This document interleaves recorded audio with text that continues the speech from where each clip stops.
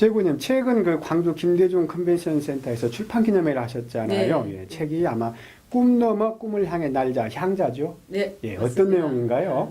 기업에 있으면서도 예. 이제 워낙 그 청년 멘토링을 많이 했었습니다. 예. 그런데 언젠가는 책을 한번 적자, 책을 좀 내자 예. 하시는 분들이 많았어요. 출판사에서도 그렇고. 그 책은 정치인의 책이라기보다 아마 우리 청년들이 보고 꿈을 꿀 수 있는 책이 아닐까 이런 생각이 듭니다. 그러니까 제가 태어나면서부터 삼성에 들어가기 전까지 일부 그리고 삼성 30년 제가 어떤 식으로 고호녀가 고졸 호남 여성 출신 그 차별의 아이콘이 주산부기 타자만 배웠던 광주 여성 출신이 이제 반도체 전문가라는 그런 기술 영역에서 연구 임원이 됐는가. 그런 이제 삼성의 30년, 그게 2부. 3부는 정치권에 들어와서 2년. 근데 그 2년이 20년 같아요. 그래서 정말 우리가 촛불혁명으로 대선을 이끌었고, 그런 이제 정치적인 행보가 들어있고, 마지막으로 4부에는 제가 그동안 광주에 출마하고 또 광주를 깊게 고민했던 광주에 대한 저의 재현이 있습니다. 그래서 전체적으로 읽고 나시면 아, 양양자가 저런 사람이었구나. 그리고 어떤 생각을 가지고 있구나. 그리고 광주에 대한 생각을 어느 정도로 깊이 있게 하고 있구나.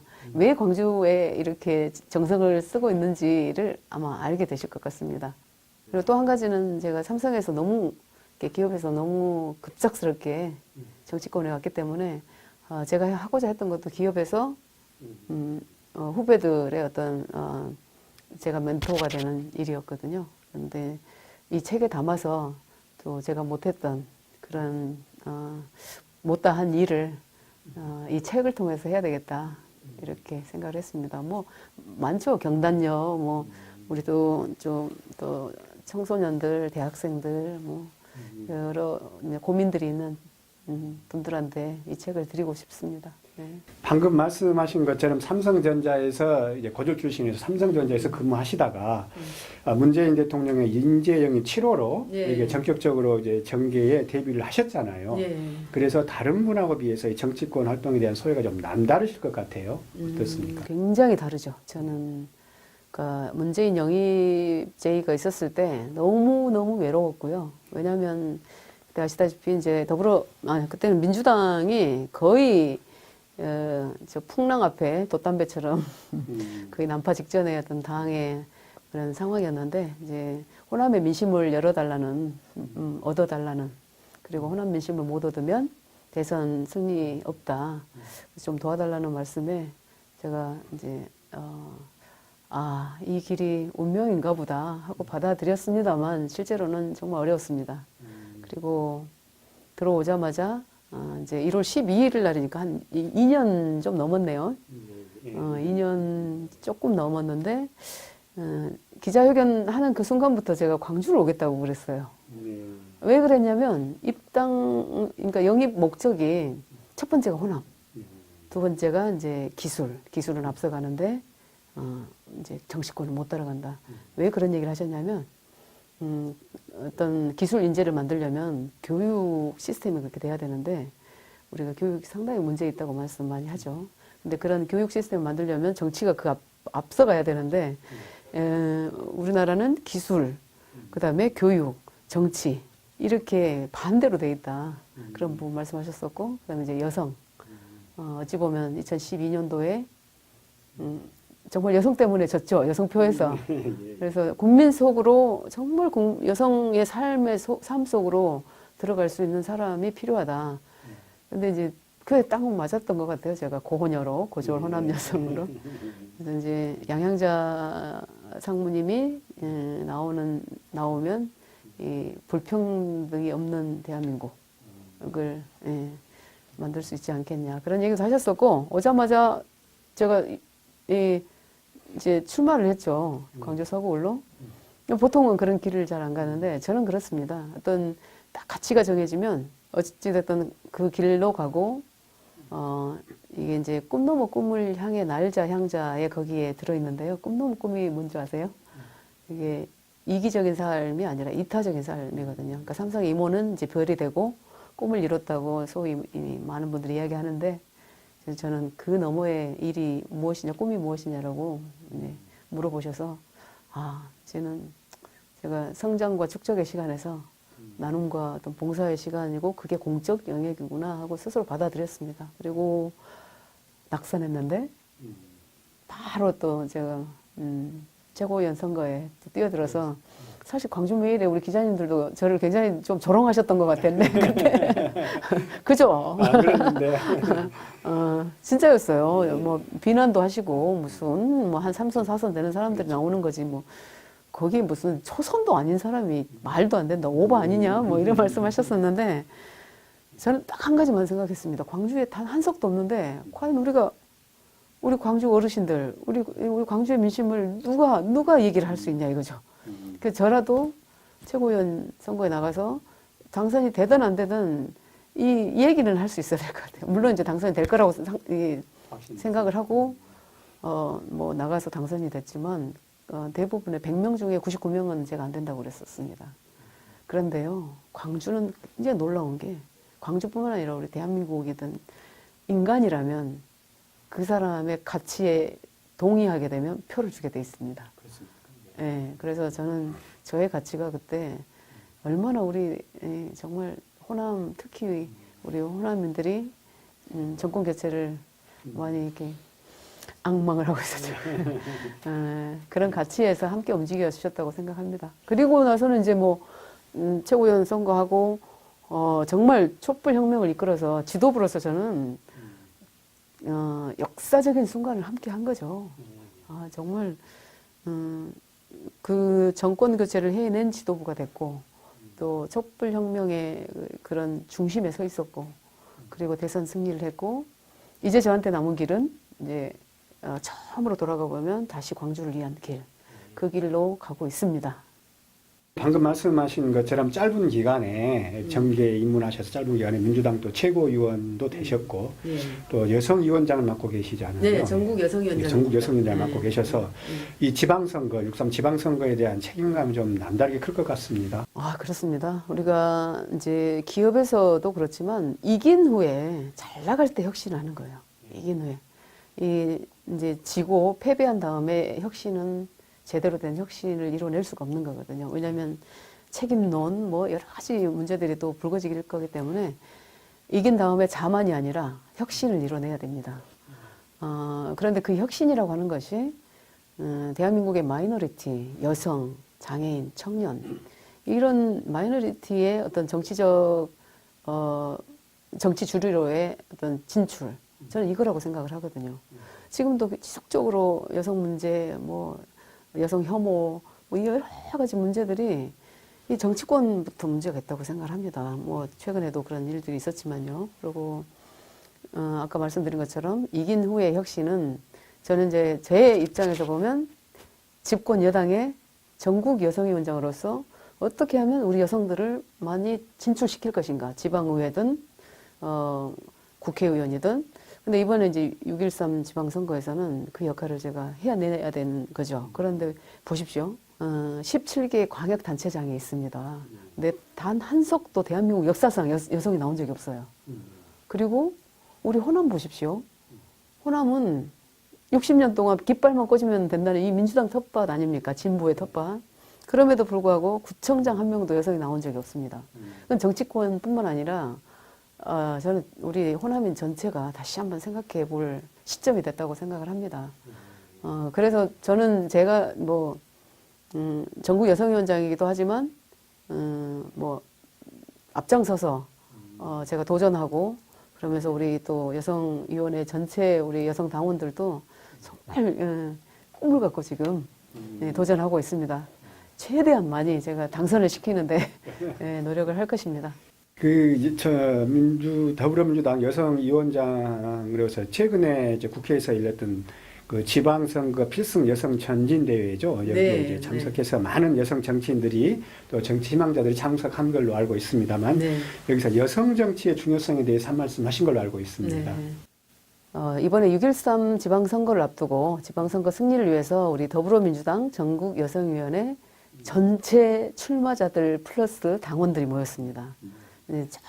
뭐 철원에서부터 제주까지 거의 전원 와서 결의대회를 한 이유는 이제 우리가 집권 여당도 됐고 아까 말씀드렸던 것처럼 이긴 후의 혁신은 여성의 정치 참여다.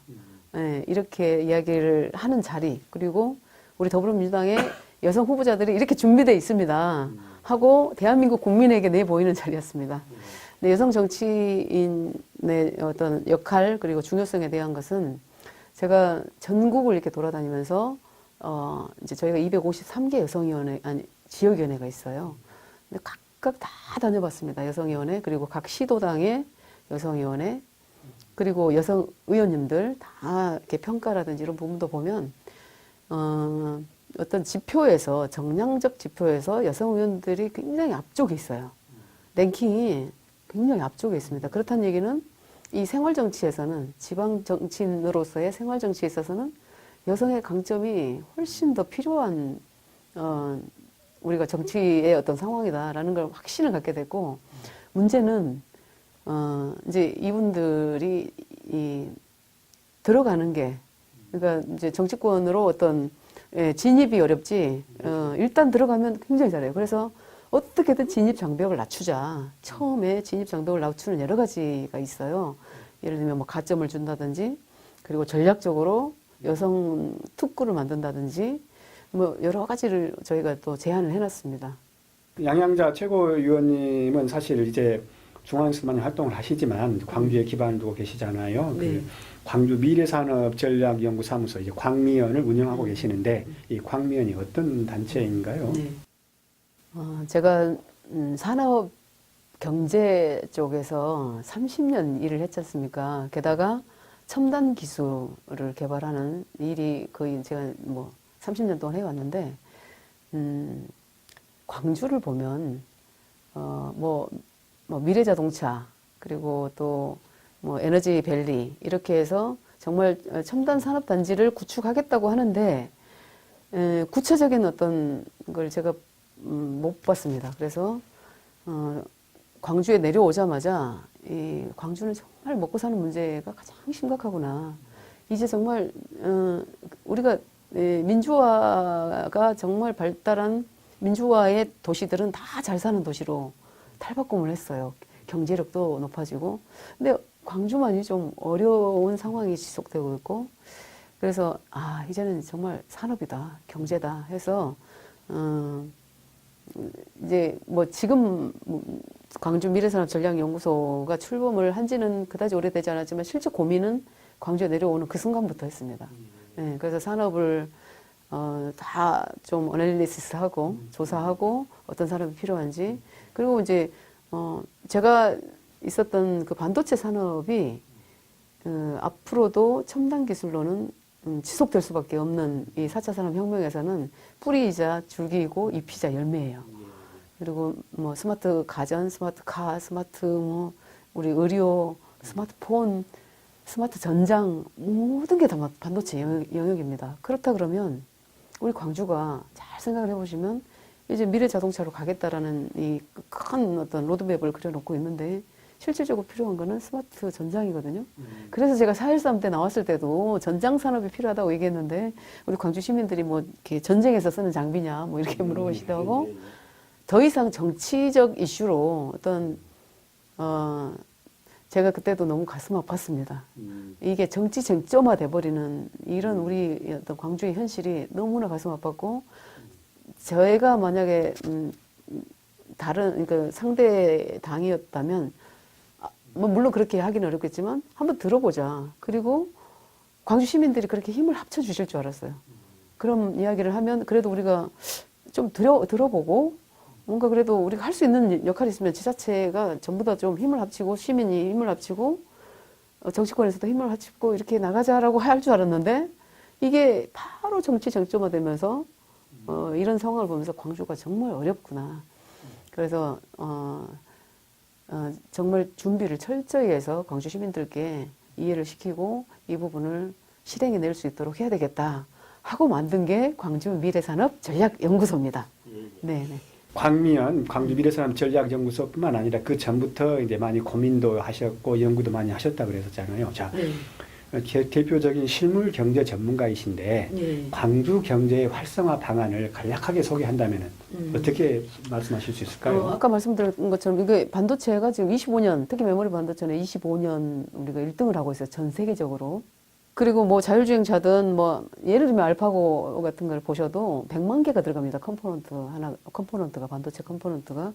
그러면은 앞으로도 반도체는 기하급수적으로 늘어날 수밖에 없는데 그러면 광주에 제가 온 이유를 지금 딱 말씀드리면 제가 있었던 데는 기흥, 화성, 평택, 아산, 탕정 이쪽으로 쭉 반도체 밸리가 있습니다. 근데 그 반도체 밸리가 광주까지 내려와야 된다. 자꾸 이제 뭐 미국이든 중국이든 밖으로 지금 나가고 있는데 왜 나가냐면 기업 논리는 이익이 있어야 오는 거거든요. 그러면 저는 광주를 기업하기 좋은 도시로 지금 주저할 시간이 없습니다. 모든 규제라든지 어떤 기업하기 좋은 도시로 만들어놔야 기업은 오게 돼 있고 절대로 그냥 오란다고 안 옵니다. 그래서 어떻게 하면 기업이 오는지 어떤 도시로 우리가 그동안 평택을 갈 때도 그랬고 어떤 조건을 보고 가는지를 알기 때문에 광주에 그런 산업 생태계를 만들고 그다음에 재편시키는 일을 가장 제가 잘할 수 있다 이렇게 생각을 하고 거기에서 큰 어떤 산업의 생태계가 구축이 되면 거기에 이제 광주를 흐르게 해야죠. 그에 따라서 모든 문제들을 이제 동시에 해결해 나갈 수 있는 그랜드 디자인을 저는 하고 있습니다. 예. 마지막으로 우리 지역민들에게 한 말씀 해주시죠. 광주에서 태어나고 광주에서 자라고 광주에서 학교를 나오고 그리고 광주에서 직업을 가지고 여기에서 살아도 대한민국을 넘어서 글로벌 인재가 될 수 있다라는 그런 희망이 있으면 우리 광주는 세계적인 글로벌 인재들이 모여드는 도시가 될 것이라고 생각합니다. 저는 광주의 가치를 높이는 일, 그리고 우리 부모 세대도 그 가치를 못 느끼고 살아오셨던 것 같아요. 그리고 우리 세대도 그랬지만 적어도 우리 자식 세대에는 우리 자식들의 가치를 정말 글로벌 역량이 있는 그런 인재로 세계적으로도 그런 가치를 인정받을 수 있는 그런 후손들이 될 수 있도록 그런 가치를 물려주고 싶습니다. 여러분들의 자녀들의 가치를 높이는 일에 함께 하겠습니다. 네.